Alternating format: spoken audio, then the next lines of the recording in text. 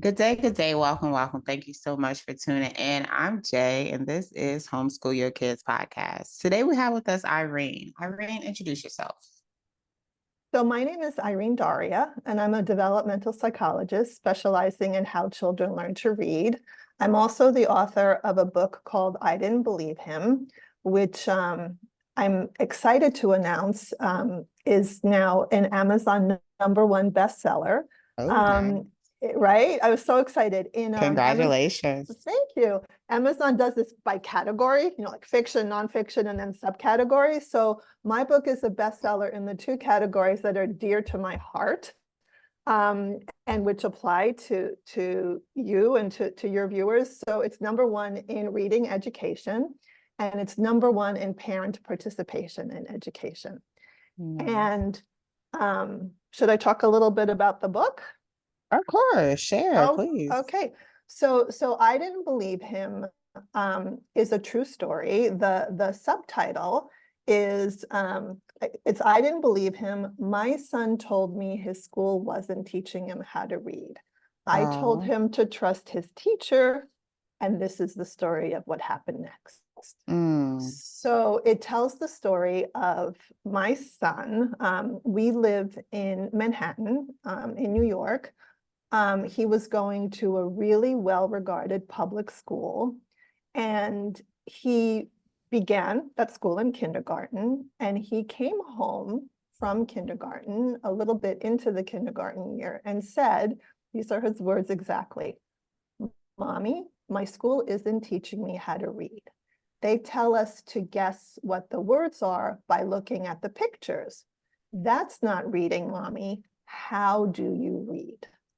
mm, And I knew nothing at the time about how kids learn reading. This was literally 17 years ago. And my book uses his story as a window to what has happened to millions of other children. And it weaves in the history of reading instruction. And since the time that the story that the book talks about happened, I went on to get my PhD in how children learn to read and all that.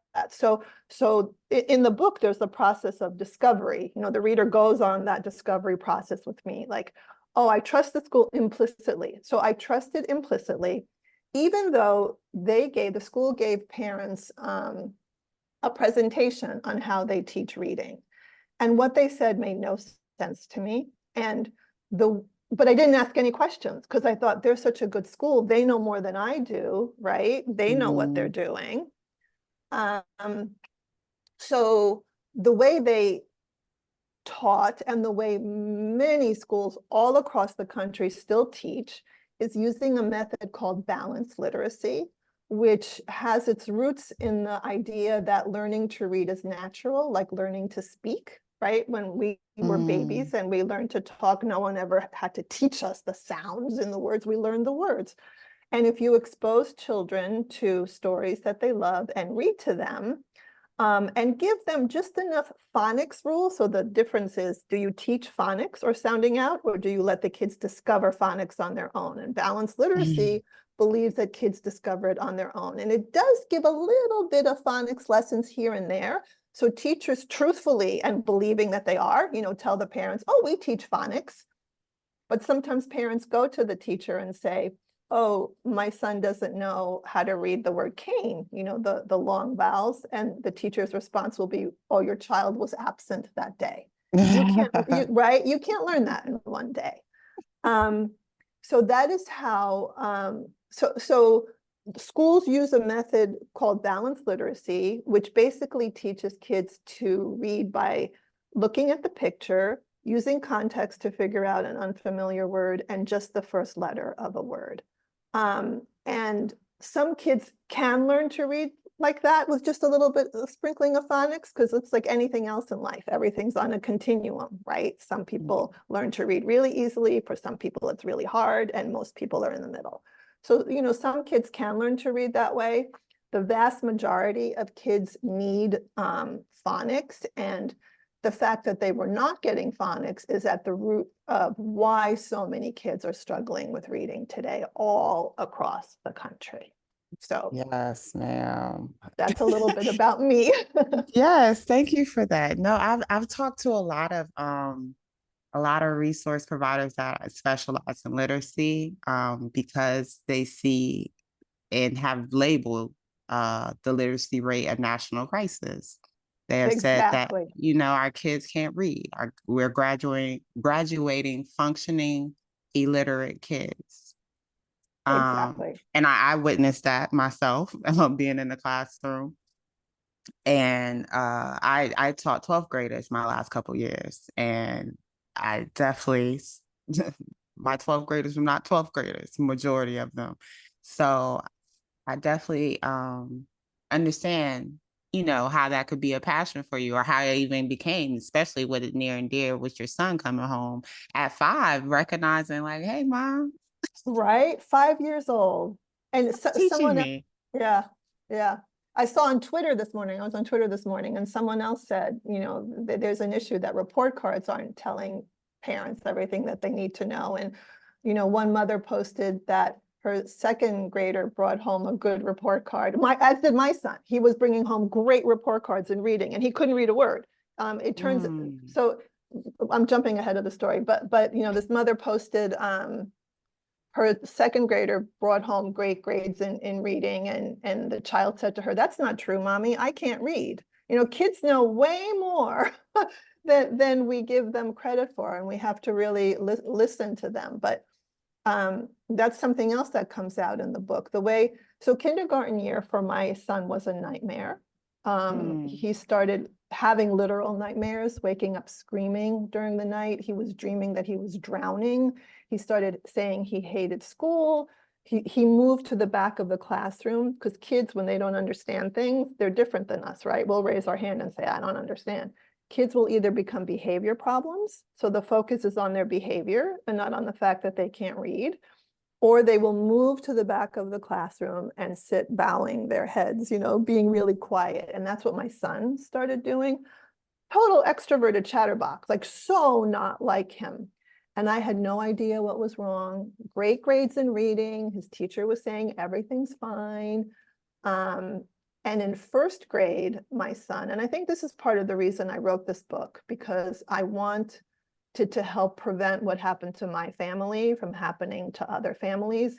Because if my son had not finally, at the age of 6, figured out how to get through to me, what a train wreck his entire education would have been. And perhaps his entire life. There's a phrase, the school to prison pipeline. If kids don't learn to read, it casts a shadow over their prospects, over how they feel about themselves, over their lives. But at age 6, my son came home from first grade now and said, "Mommy, you want to see how I read? I'll show." And I said, "Yes." And he said, "I'll show you how I read." And he took a book and he held it behind his back. The book was called something like Homes, maybe Homes for People. I don't remember the title, but I can recite the words inside the book. So he held this book behind his back, right? Opened it behind his back, making a lot of noise. I don't know if you can hear the rustling of the pages. I'm holding a book behind my back. He's rustling the pages, right? So it's open. And he, quote unquote, reads the book, right? While holding it behind his back. So he's not looking at the words, obviously, right? And he reads, "A house is a home," turns the page. "A teepee is a home," turns the page. "An apartment building is a home," turns the page. I could have died. That's when I finally realized the reason his school thought he was reading, the reason I thought he was reading, was because he had memorized these little repetitive sentences in these little books, and he was using the pictures to cue him in to what the big word was, right? Like apartment building. What first grader can read apartment building or should have to? um, and that's when I realized that he had memorized every book, and that's when I began figuring out how to teach him to read. And that was not an easy task back then. This was 17 years ago. The resources that were available on the internet, are not what's there now. But I have to say, and I really want to share with your audience, that teaching a child to read if you do it correctly from the beginning, using correct methods, is so easy, unless there's an issue, unless the child has a learning difference, or genuine real dyslexia. There's a phrase, is it dyslexia or dysteachia? Because dyslexia by definition is an inherent problem, right? But so much of it is environmentally created because of improper teaching, which is heartbreaking because those children are labeled dyslexic, but they're not really dyslexic, right? They can't read because they were never, ever taught how to read. And this is something else that I'd like to share. So to help families with working on their kids on reading, I've written a series of workbooks called Steps to Reading. And they give step-by-step instructions on every page for how to teach a child short vowels. That's book 1. Book 2 is some short vowels or words like, cat, hit, hop, short little words with where the vowels make their short sounds. Then book 2 is how to read blends. Those are words still with short vowels, but that have 2 consonants at the beginning or end, like stop and king.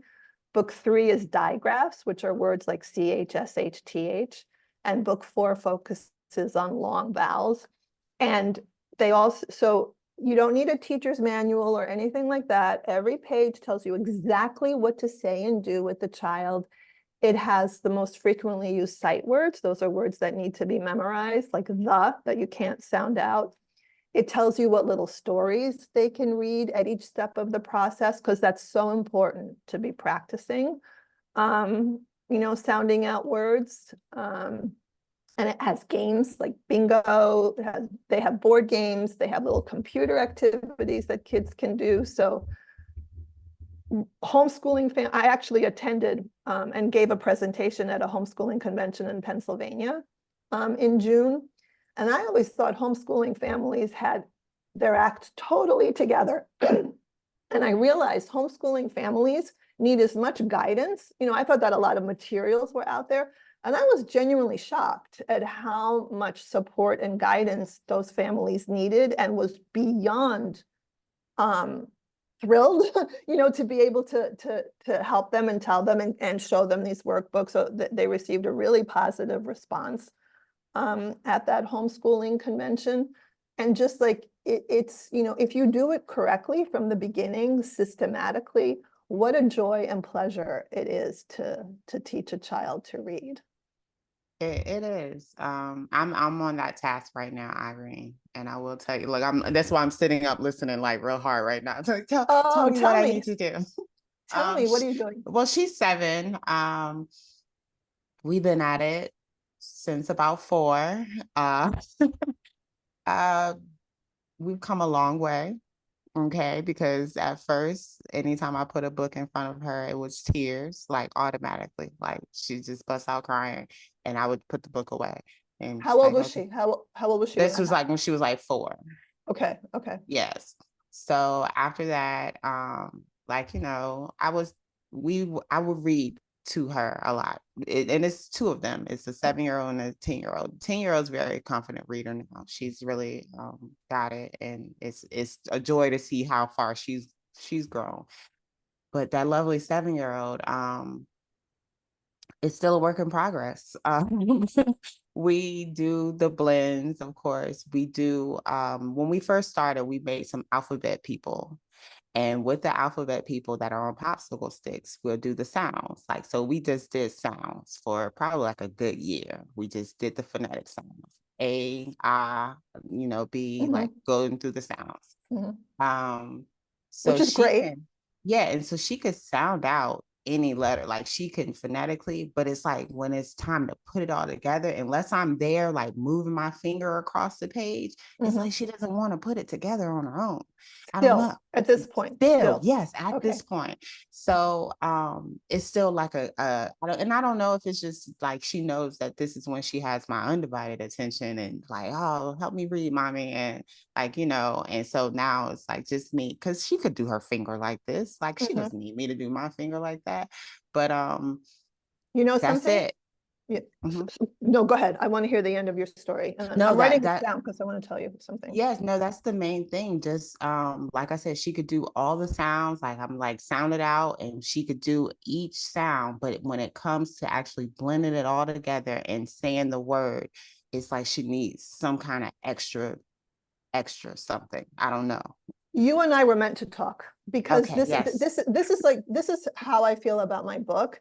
It's like, you know, sales schmales. I mean, yes, I hope it sells a lot of copies, but helping people is why I wrote this book.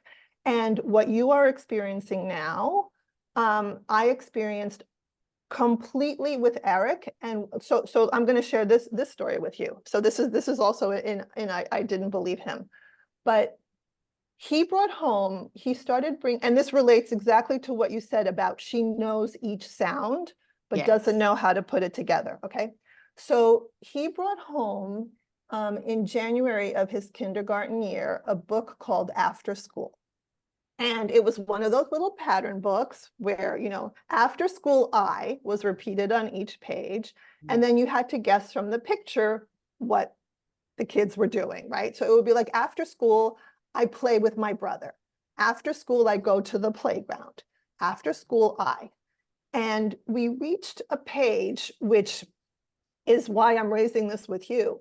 We reached a page where the word was snack. After school, I have a snack. But the picture was of a girl sitting on a couch holding a glass of milk and a plate with a sandwich on it. So Eric read, after school, I have a glass of milk. And I said, no, that's not the word. Sound it out. And I moved my finger across the word like you. I knew he knew his sounds because his kindergarten teacher was all about teaching them the sounds. This is why I thought they were learning how to sound out words, right? But those sounds were used in something called invented spelling or like writing. Kids use those sounds in the classroom to write, but they were allowed to spell words like of. It would be okay for them to spell of as UV, right? So when you, because it's of, so they considered that okay. But when you then saw the word of in a story, you had no idea how to read it, right? But just like your daughter, he knew all his sounds. He had no idea how to sound out that word snack. So I said, no, that's not the word, you know, sound it out. He didn't know how to do it. I said, okay, try again. After school, I have a sandwich, right? Because she's holding a plate with a sandwich. And it's the S.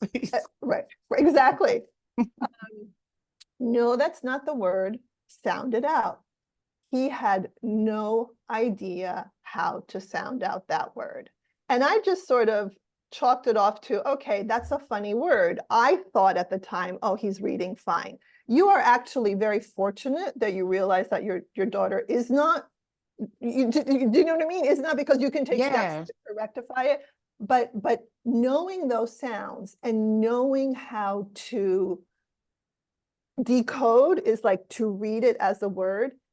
Reading it as a word is a completely different skill from the skill your daughter currently has. So there are 5 skills that need to be in place in order for kids to know how to read well.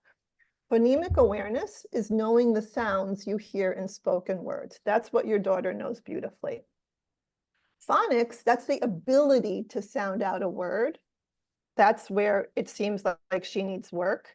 And then kids also need vocabulary. They need to know what those words are that they're reading, right? Fluency and comprehension. We won't address those right now, but those are the 5 most important things. So on my website, and I'm going to ask you after we finish, go to my website and watch this video. It's free. Okay. So my website is bestselling.com. And if you Say it scroll again because you down, kind of there's a just video. you just went out a little bit. Say that up, say your website. Okay, sorry. It's steps2reading.com, Okay. steps2to reading.com. And if you scroll down on the page, you'll see there's a video and it says how to teach a child to read. And it walks you through the process of how to do it. Everything in that video is about short vowels, the beginning process. that's where I would recommend starting with your daughter. Start at the beginning because you want to get that ability in place. You don't want there to be fear. My son became afraid of books, literally afraid, as if like something was going to hurt him, or how you said she would cry or scream. And that turns kids off to reading and affects Yes. those other things like vocabulary comprehension, right? Because the more they read, the more vocabulary they're exposed to. So you really want your child to love to read and not to have it feel like something that is painful to them or Yes. difficult, right? But That's why when the tears came, Irene, I just put the book away. Like, smart, smart. don't even, we're not doing this today. Yeah. And that's something, it's important that parents realize if the tears come or they say, I don't want to do that, or they start avoiding doing it, it means it's too hard for them. It means you have to take it down a notch or 2 notches or 3 notches and figure out what's going on and what they need to learn. But like in Steps to Reading book 1, and I'm not saying this as a plug for my books. I'm just, the books are how I teach kids to read. So that's what I do, for a living. And it's my curriculum. So it's hard to talk about one without the other. But I put in these books everything that I do with children because of what happened with Eric. I was very aware that I was helping these children who could afford tutoring. And those are big words. Who could afford tutoring, Afford, yeah. right? Afford. And I wanted to help also families who could not afford tutoring, because I could not afford tutoring when Eric was going through this. My husband was a maritime lawyer. They never earn a lot of money, and his law firm was, on the verge of disbanding. Maritime lawyers deal with shipping in the Yeah. year, and I was working as a freelance writer and going to grad school, so money was tight for us. So I had to be the one to teach him and figure this all out, and that led me to this new career path. But so the way you start with kids is first teach them, the sound that A makes a. I'm sure she knows that, right? And then have her read at. She'll be able to do that, right? I'm sure. Yeah. She'll feel great and praise her. Wow, look at what you can do. And then she'll read, in that section, a bunch of words that end in at. She'll be feeling really confident about herself, right? And then you move on to words that have other endings with short A, and then you move on to short I. So you build that confidence, you build that feeling of, oh, I'm good at this. And then she'll reach a point eventually in the workbooks where it's new for her. But because they're set up exactly the same, the format, it'll be familiar to her, and it will make it so easy for her to get all those skills under her belt that she needs to feel confident. Because there's so little available for parents out there. If you go to a bookstore, most bookstores still have those bad books. I mean, there's no such thing as a bad book, but bad in terms of kids being able to read them themselves. There's a series called I Can Read. No, they can't. They can't read most of those books. You need a parent to read it to them, and they're all about guessing from the picture. It's quite hard to find stories that kids can sound out. And again, on my website, I have resources for that for families for free. And I'm going to update it actually today. I have to put something else up there that I think would be very useful for parents.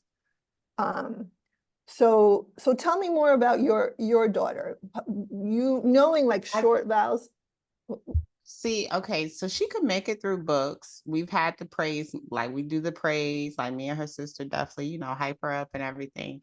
But I feel like because she watches her sister sometimes and she knows where her level is, she gets apprehensive about her own abilities. And so it's like she doesn't want to make a mistake. Like that's what I see in her sometimes. It's like, no, just try. Like just try it. I don't know. It's like it's an ongoing process, but she doesn't frown at it, or she's actually even picked up books on her own. Like, Oh, like great. she'll pick up books in the car and everything. Some of the graphic novels that her sister reads, she'll sit back there and flip through them as I'm assuming she's reading. I don't ask any questions, take a picture every now and then. But she doesn't dislike it. Let's say that she doesn't dislike it, but I know that she is apprehensive when it comes to like following through. It's like she's like, and I'll tell her, stop second guessing yourself. What do you think it is? What do you like, sound it out. What do you think it is?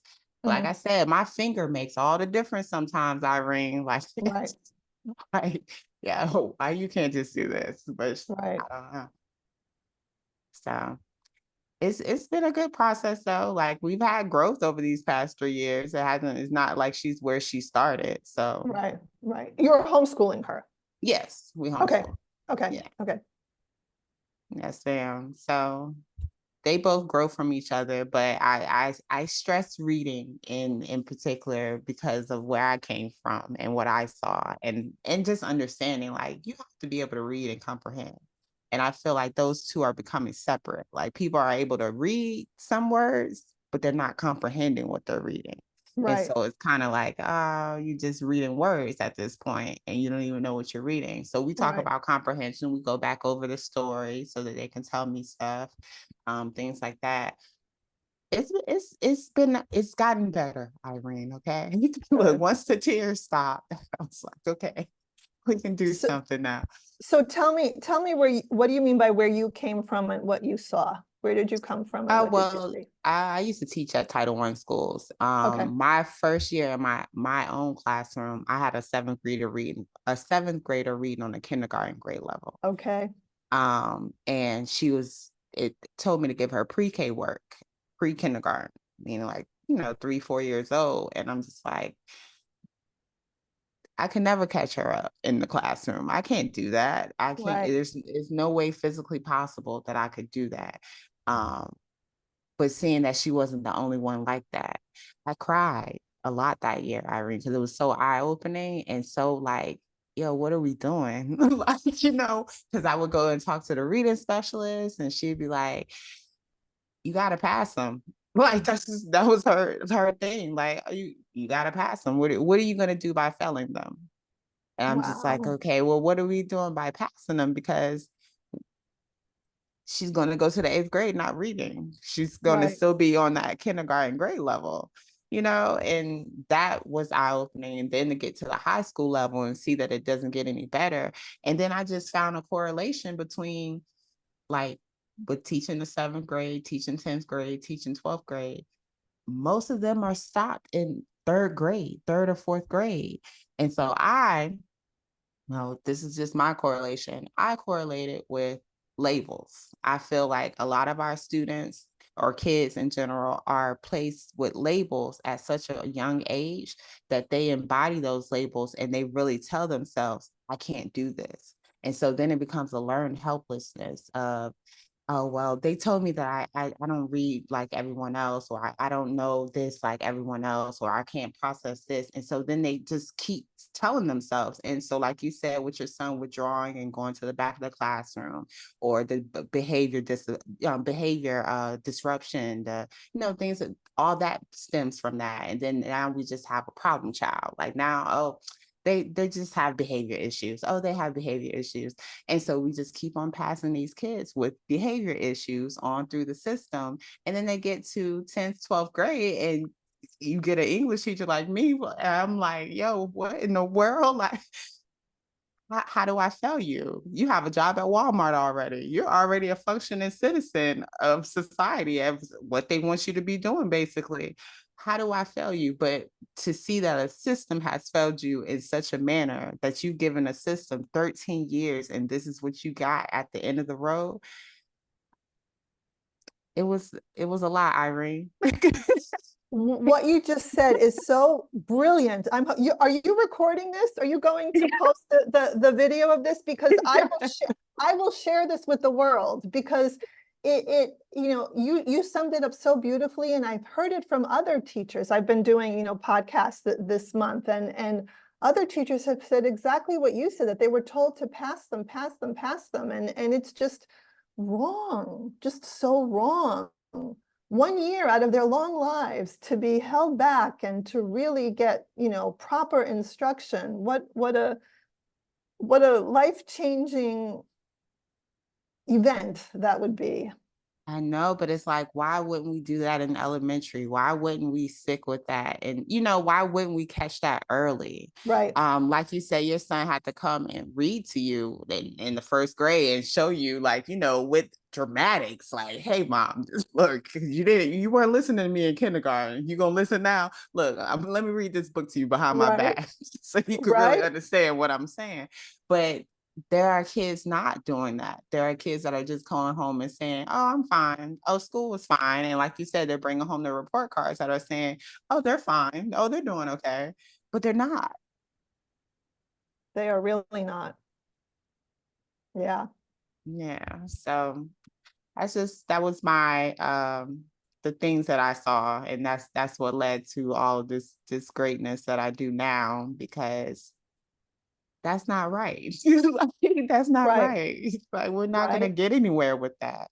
And so many parents aren't aware of it. So many parents, me, I was one of them. I trusted the school, and you trust the report card. And if you don't have a child, like I was so lucky, and Eric was so lucky that he was determined to read. But imagine the pain that he lived through, and imagine how much thought he put into getting through to me. Because at 6, I don't think he even knew the word memorize, right? He Yeah. certainly didn't know that they were teaching him these 3 cueing method to guess and use context. I mean, he had no idea. He just knew something was wrong, and he knew he wasn't reading. And how could he get me to understand that when words had failed, right? Like, amazing that he did that. But to this day, I live with, and probably because I'm reliving it, talking about the book and the experience, it Yeah. becomes fresh again. But wow, if he had not done that. And my heart breaks for all those kids who didn't know to do it. They trusted their Yes. teachers. They believed, it was them. They believed it was yeah. So But you apparently instilled something in your son that told him that he needed to advocate for himself. Because he didn't stop, and that was early. Like, that was yeah, yeah, 5 and 6. Come on, what are we thinking about at 5 and 6? I Like, know. colors and basics. Like, we're not thinking about, oh, my teacher's not teaching me how to read, mom, I need help. Like, that's amazing. Like, whatever you had instilled in him, whatever you had processed in him, that was like, nah, this is a waste of time, mom. They're not doing what I need them to be doing. Yeah, You yeah. told me I was going to go learn how to read. I need to learn how to read. So kudos to Eric. Kudos I to Eric. I agree. I agree. But okay, so we are here. You are a literacy specialist. And Eric is, I guess, the driving force behind this. Hmm. So you saw a need. You said, okay, my son needs this. And my son was and you, like you said, your son was going to a prestigious school. Like, he wasn't even going to a regular public school. He was going to a highly regarded school. He was going to a highly regarded school that you had to apply to get into. It was for kids who are considered gifted education-wise. I hate that word because every child's gifted in some way or Yes. another. But who you had to pass an admissions test to get in. We didn't prep him for it. We applied him to the school not because we thought he was gifted. We knew he was bright, but a lot of kids are bright. We applied him to the school because we were not happy with the way our local elementary school was teaching math. They were doing Mm. constructivist math where kids can come up with their own solution and not teaching, how to do straightforward multiplication, addition, and subtraction. And I had to teach my son that. And I thought, I really don't want to teach my kids, right? I want the school to teach them. So the school had such a great reputation, and we thought, okay, let's apply, let's see what happens. So we took him there, and he got in, and we were overjoyed. I'm talking like astonishing reputation. And what I learned when we got there was that so we lived in the Village in Manhattan, in Greenwich Village, which is a more low-key place to live than the Upper East Side. That's where his elementary school was. The Upper East Side is the wealthiest neighborhood in New York City. A lot of very highly successful people live there. And many of the children who went to that school are the children of those highly successful people. I can tell you that most of those highly successful people make sure their kids know how to read before they start kindergarten. I can tell you that now as the owner of a tutoring company, how many families send their kids to me, not because there's any problem, but because they want their kids to know how to read before they start school. And that is the elephant in the room when it comes to education, how much work families who can afford it, because I learned, and again, this is in the book, and I didn't believe him. You could have knocked me over with a feather when I'm having a conversation with these mothers at the beginning of first grade and asking them, how is your child doing in reading? And this one mother says to me, oh, she's doing great. She's on a 2-point something level in reading. And I said, oh, so she learned how to read really well in kindergarten. And she said, no, she went to a tutoring center a few times a week and they taught her how to read. And, I come home and I'm talking to my husband, who tutors kindergartners? Well, I can tell you now, a lot of people yeah. Kindergartners. And the way this curriculum got placed into Manhattan schools actually has to do with that lack of awareness. The mayor and the school chancellor wanted all schools in the city, because they wanted to they meant well when they put this curriculum into the schools. They wanted everyone to have what the good schools had, right? So the good schools had this ridiculous curriculum, but no one thought to think, but are the kids really learning to read with that curriculum, or are the parents teaching them at home? And there's a wonderful scene are you familiar with the podcast Sold the Story? No.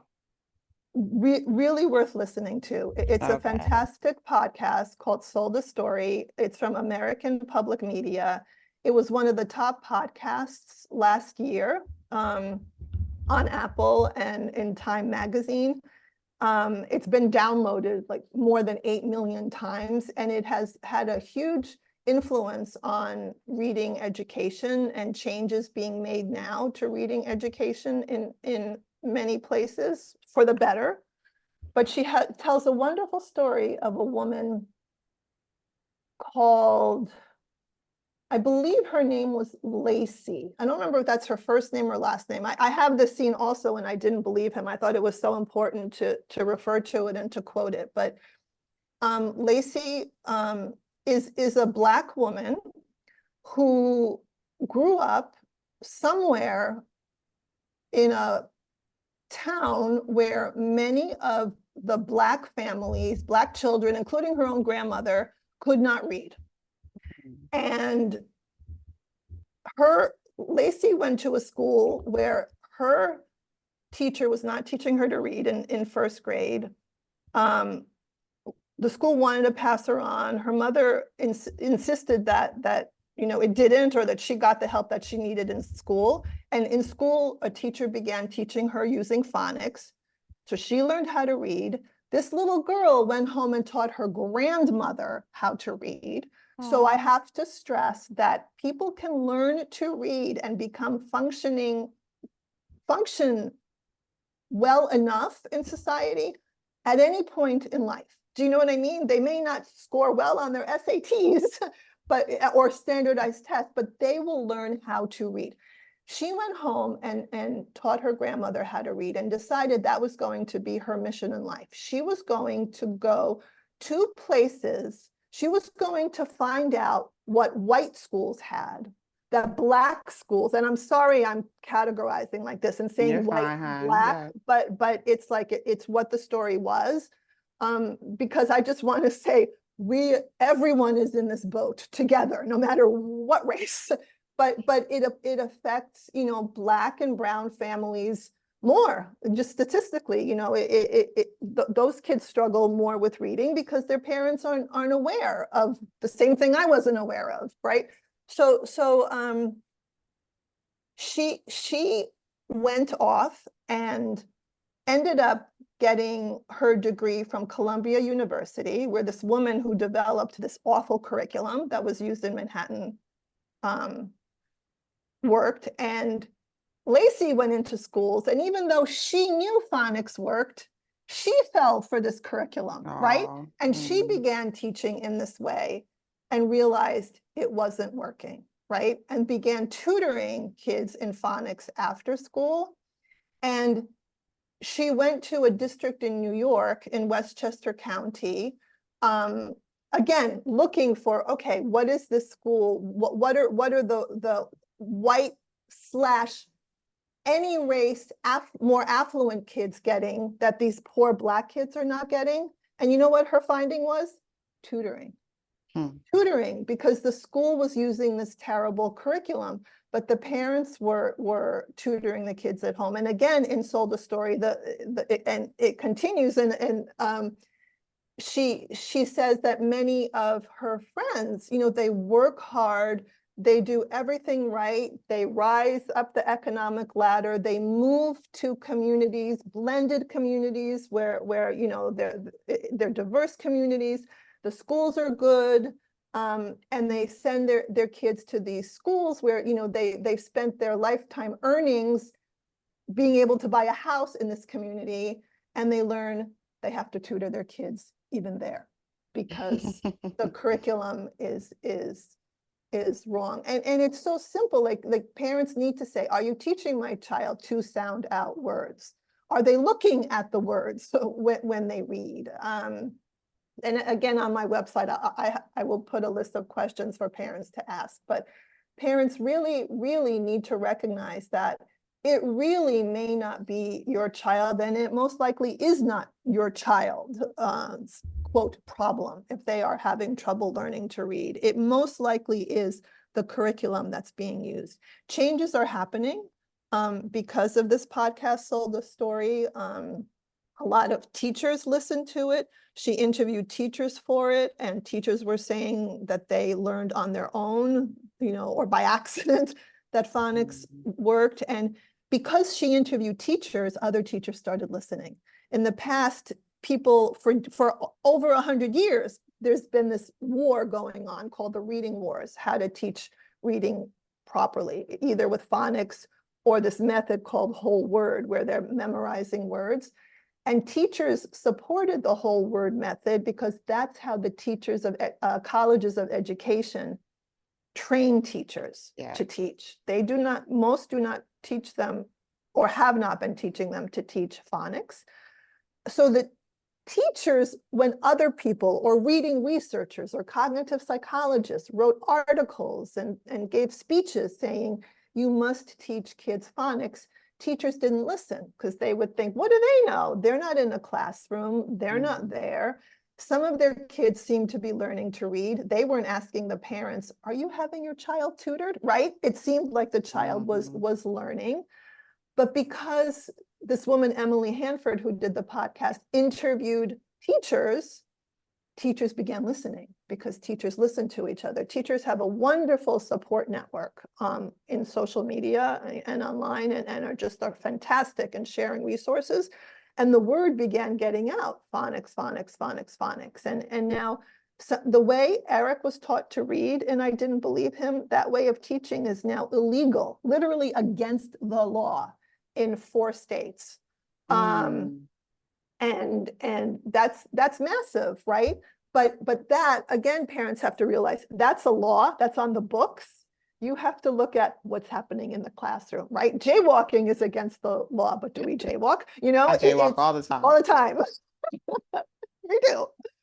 So there's a seeming sense of, states are aware, and New York City actually this September coming up is changing the curriculum in the district that Eric's elementary school was in.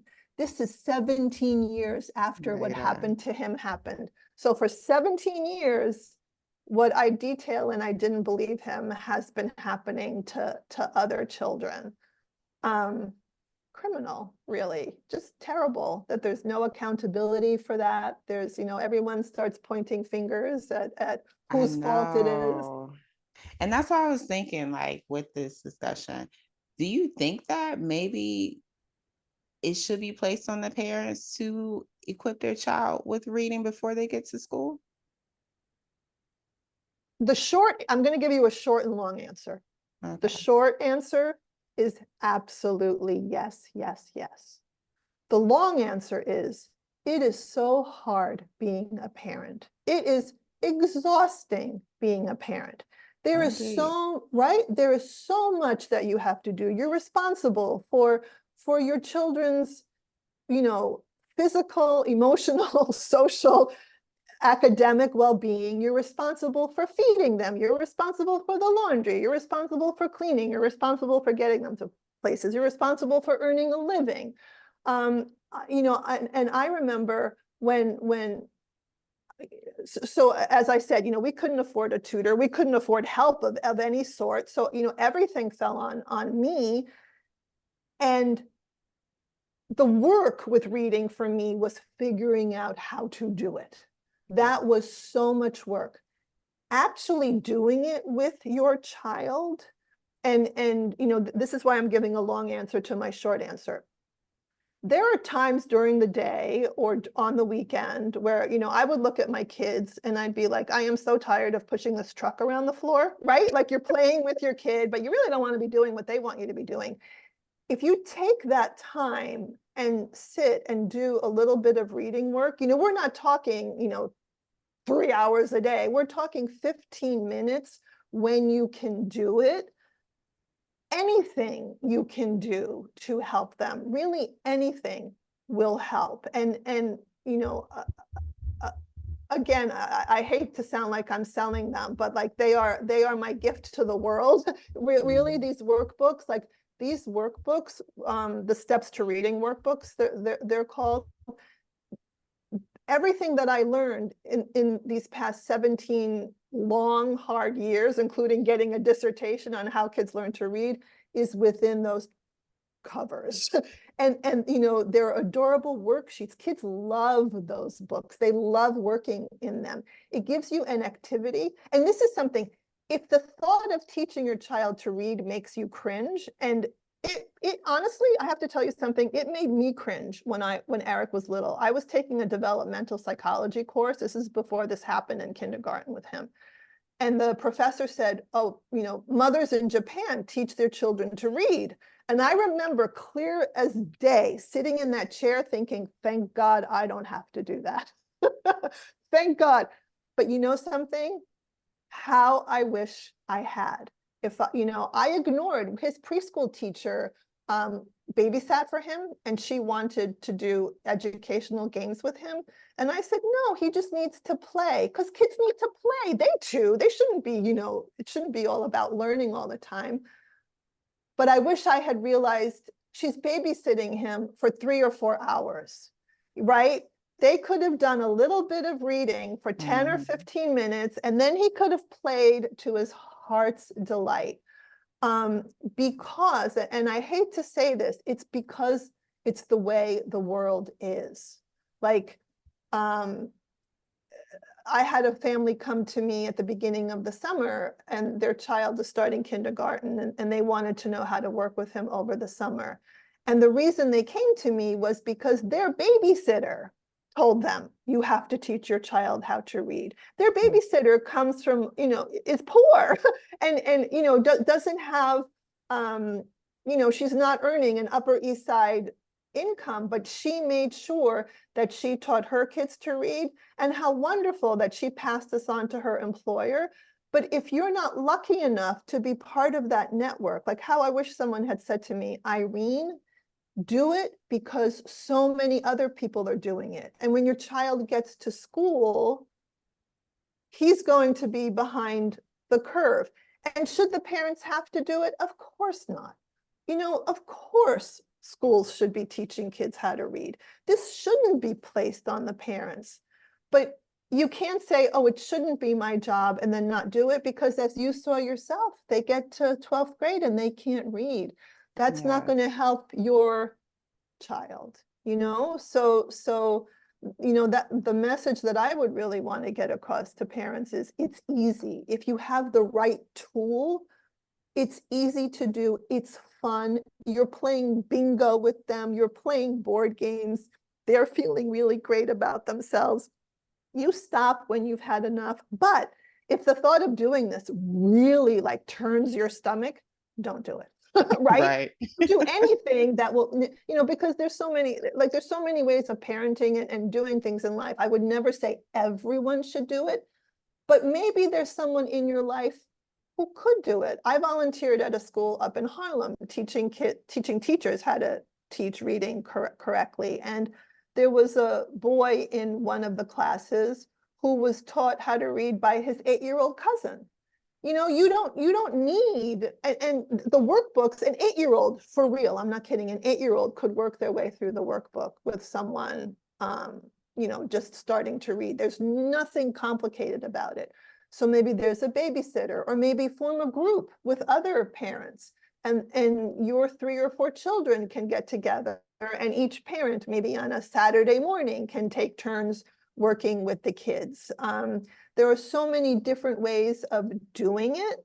But if it's at all possible in someone's life, and of course your health, emotional health, physical health comes first.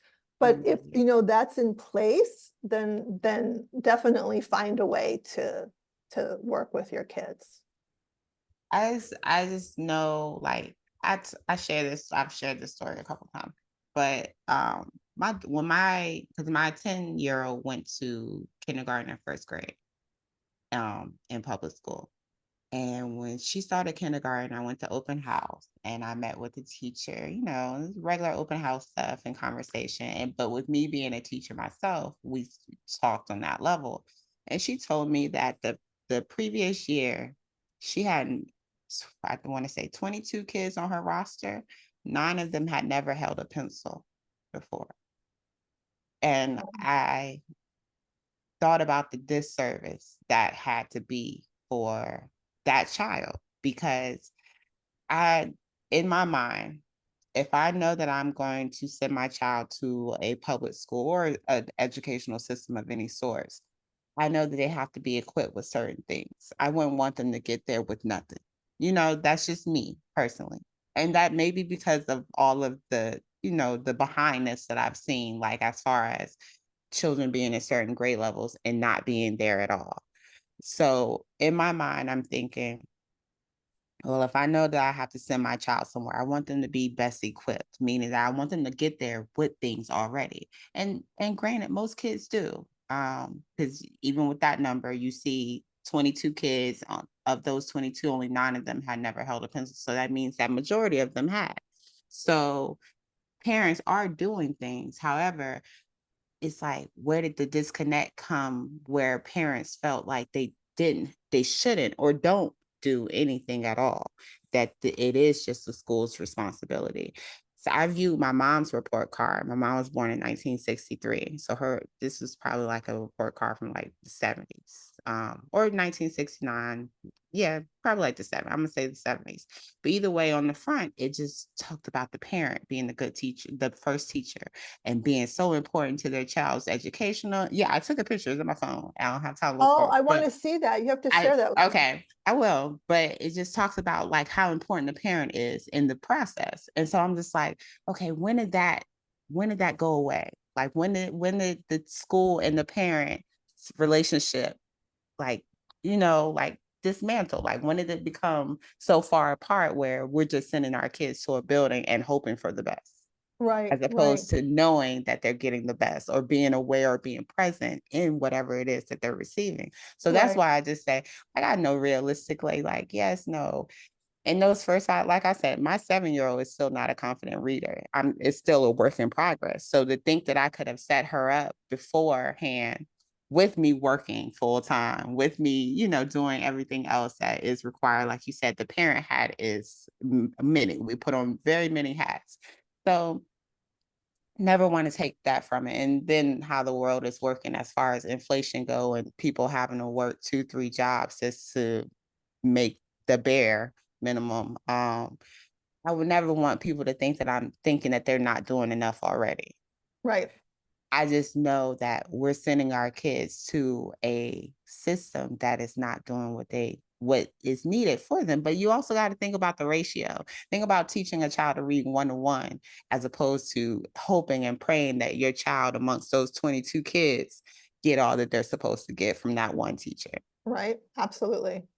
Absolutely. That's all. But I mean, the literacy, it is a national issue. And it's been, like I tell people, like, don't think that that shutdown, the 2020 was, oh, that's where the gap came. I said, no, we was gapping way before then. Okay. know Yeah. that, know that. Okay. But But mhm. I'm sorry, I'm sorry I'm interrupting, but I think parents, there's a woman named Sonia Thomas in Nashville who did a survey of parents in Nashville. And the majority of parents thought that their kids were reading fine and eventually learned, no, they are not reading fine. There really is, as you said, a literacy crisis. And when those parents became aware of it, all of them wanted to do something about it. I really think, I think every parent that I have ever encountered or that I can think of, unless there's really a serious issue, will do anything they can to help their child and to support their child. And I think, like you said, people are working 2 or 3 jobs, and even with that exhaustion, they want to help their kids, Yes. and they will do what it takes. So I think it's just, I don't, you know, someone recently posted online this comment about parents should not be responsible for their teaching their children to read, that deprofessionalizes teachers. And I'm thinking, and this is a woman I respect very much who posted this, and I'm thinking, and is aware that there is this major issue. But I'm thinking, Deprofessionalizes? deprofessionalizes, and I'm thinking, Never but even heard that. that they're the professionals. They know how to teach kids to read, but I'm thinking, but that they've been teaching reading incorrectly. and like, how could this deprofessionalize teachers?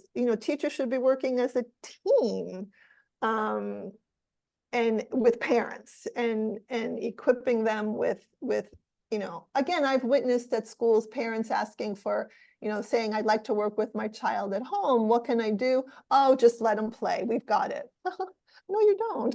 You really don't have it. So And that's what I mean, that disconnect. Like what I tell you about that praise and that, hey, we need you parents. Y'all are great. Y'all are qualified to teach your child. And then we get to 2024 before, and it's like, no, like leave it to us. And I don't know if it's the combat with the homeschool. And Irene, I know our time is up, and it's like, look, I just want to talk to you. But yeah, no. It's an issue, but I love, and this is why I have these conversations, because y'all remind me that there are individuals that are making sure to put out resources and provide support for families to be able to confidently lead their children's educational journey in whatever aspect that look. And when I talk about homeschooling, I talk about it on all playing fields. That means if your child is in traditional school, private school, charter school, or if you're a full-time homeschooling should be something you're doing regardless of the school setting. You have to be you have to be that leading factor in your child's educational journey. You have to be connected to your child's educational journey. You cannot send your child into a building hoping for the best. Because I'm gonna tell you, you're not gonna get the best. You're not. They need you. They need you. They need you. They need you. And that is why I have these conversations. That's why I present these resources, because I need families to know that there's support available. Like, by all means, we know that these systems are not doing what we need them to do, but how can we supplement them? And as opposed to ignore them, we can't ignore them. We've been ignoring for a long time. Okay. So we need to be more and more and more active as far as change goes. And so I appreciate everything. And I can't wait to check out your video, because I definitely am definitely going to look on your website. great. Yes. So thank you for your time. Thank you Sure, for sure. all that you are doing. Thank you. Thank you. The expo will not be in New York next year. We're going to do New Jersey next year. So hopefully you can make it down there. Where in New Jersey? Are we still recording? Can we keep talking without recording or no? Oh yeah, yeah. I'm about to end it. Was there anything else you wanted to share? I do have a closure, but before that, do you have anything else you would like to share? No, just it was a pleasure talking to you. I hope parents learned from our conversation. I hope that they really will realize that they are their child's most important teacher. And they can do a lot to make a difference in their child's life. Yes. And before I let you go, I always have my guests give 3 things that they would share with parents in the field that they're specializing in. Yours would be literacy. So 3 approaches that you will tell families to, think about or go with when teaching literacy. So I would highly recommend getting my book, I Didn't Believe Him. I Didn't Believe Him is full. You will know everything you need to know about literacy. You'll experience, it reads like a novel. Like people have said, I couldn't put it down. It's written like a suspense thriller because you want to know what happens next in terms of, this battle happens between me and Eric, not battle, like, he starts making progress in school. They start saying at home, sorry, no progress in school. They start saying something's wrong with him. This is why I'm raising, like, I can't possibly sum up the whole story in an hour, but the Kindle book is just $2.99. It's not expensive. There's also a paperback edition, but anything you want to know about literacy, the history of it, how to teach it correctly, our personal experience, the struggle, it's all summed up in there. And I think the 3 things that are important are all summed up in that book. It takes you behind the scenes of a well-regarded school to show you exactly how teaching was taught. You need to not trust the school. It shows you the impact that not learning to read had on a child. So don't think that those behavior problems are like deep-rooted behavior problems. Your child could be acting out because he or she is having trouble in school. It could be in math, it could be in read, it could, it could be in anything. So the book shows, how Eric was impacted, how I was impacted, how our whole family was impacted when a child is struggling in school. It tells you the history of reading instruction all the way up, so you will really understand why you're doing what you're doing, when you're working with your child. And again, in a fun way. It's like a beach read. This isn't like some academic treatise. It really is written like an entertaining novel. And the 4th, I know you asked for 3, but the 4th that the book gets across is never, ever blindly trust your child's school. Blindly. Absolutely trust if that trust is earned, but never think, they know what they're doing, without making sure that that's they know what they're doing. Yes. Stay connected. By all means, please stay connected. But thank you, Irene. Thank you so much. Listeners, you hear it. She is here to support your reading journey. It is not for the faint at heart, let me tell you, with my personal journey myself. And it's still a work in progress. And it doesn't have to be a rush. Like, we know we put our kids on these timetables where, they need to be doing this by this, or because Jimmy across the street is already doing this, and Timmy down the street has wrote 2 chapter books already, and he's only 7. What are you doing?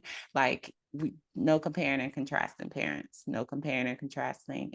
Let your little lead in the best way that they can, but always remember to affirm them in all that they are able to do. So even if they're struggling with something, remind them of how powerful they are and how they can overcome those struggles with your help, of course. So reach out for support. Check out Irene's books. I'm excited. I don't even have Kindle, and I'm like, maybe I could do that. You know what? Kindle, this is something I didn't know about Kindle until I had a Kindle book. You don't need a Kindle to read a Kindle book. Now you can buy the Kindle and you can read it on any device. They've made it so they have an app, and once you download it, you can read it on any device. So okay, nice. All right. Well, easy peasy. Yes. I Didn't Believe Him. I want to check that out, definitely, because I'm so intrigued. But yes, families, homeschool your kids.